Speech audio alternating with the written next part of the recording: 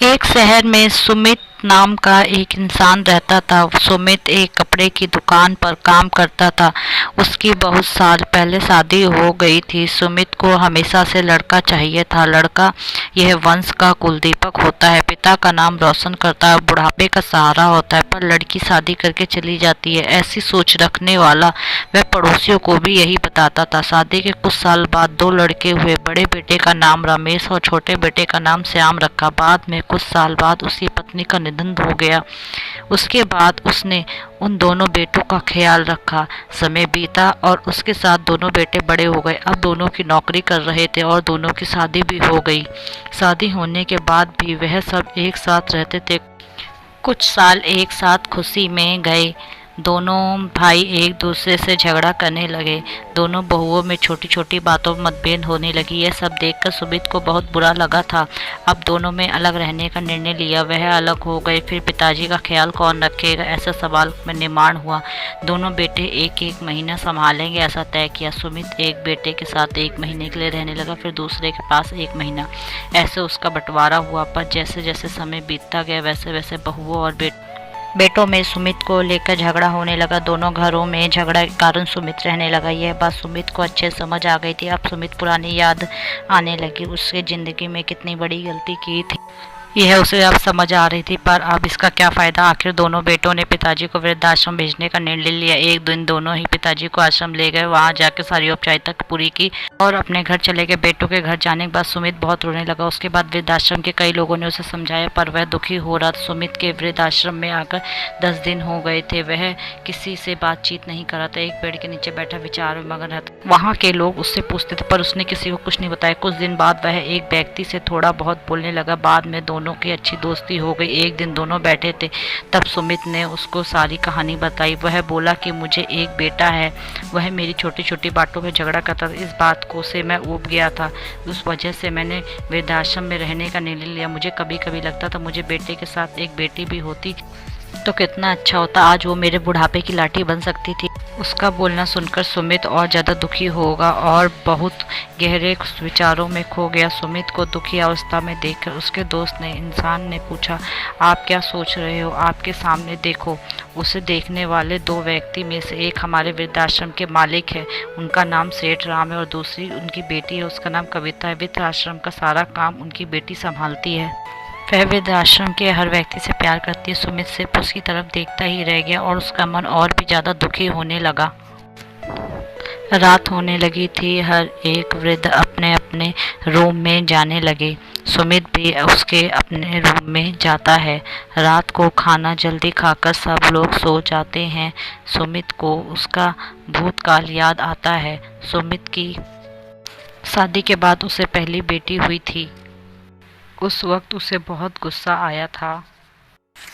पत्नी के मना करने के बाद भी गुस्से में उसने बेटी को उठाकर दूर जाकर उसे वहां छोड़ आया था। अब उसे पश्चाताप करने के सिवा रास्ता भी नहीं था। सुमित को रात भर नींद नहीं आई। दूसरे दिन वृद्ध आश्रम में एक छोटा सा प्रोग्राम था। हर एक जन जल्दी उठा था और अपने अपने काम में लग जाते हैं। दोपहर में सब लोग हॉल में एकत्रित हुए। सेठ राम और कविता भी आए। वहाँ पर प्रोग्राम चालू था। तब राम सेठ का ध्यान 2-3 बार सुमित की तरफ गया। सुमित उनको बहुत उदास बैठा हुआ दिखा।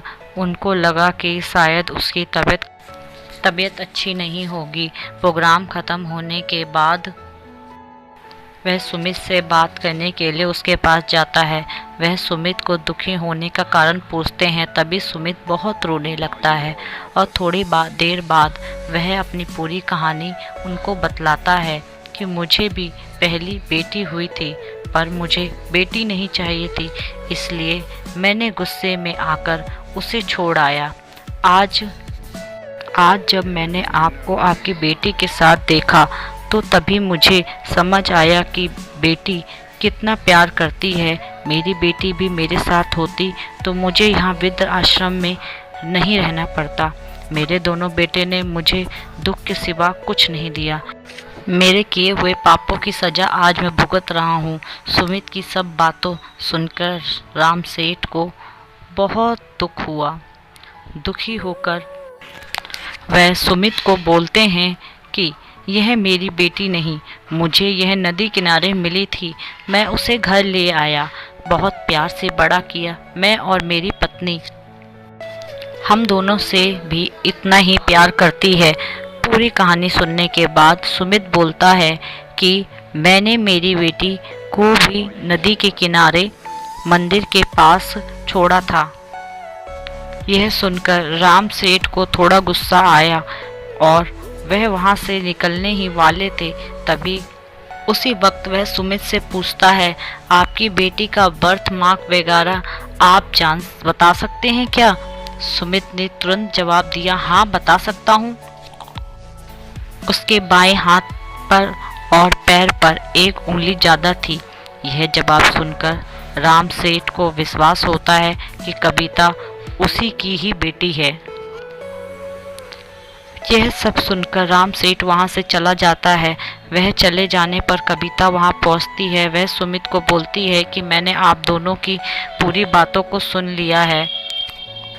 आपने मेरे बारे में जो भी कहा यह सुनकर मेरा मन बहुत दुखी है। एक पिता खुद की बेटी के बारे में ऐसा निर्णय ले सकता है, यह सुनकर मुझे बहुत बुरा लगा। आपने जो भी किया वह बहुत गलत था। आपने मुझे बेटी बोलने का अधिकार खो दिया है।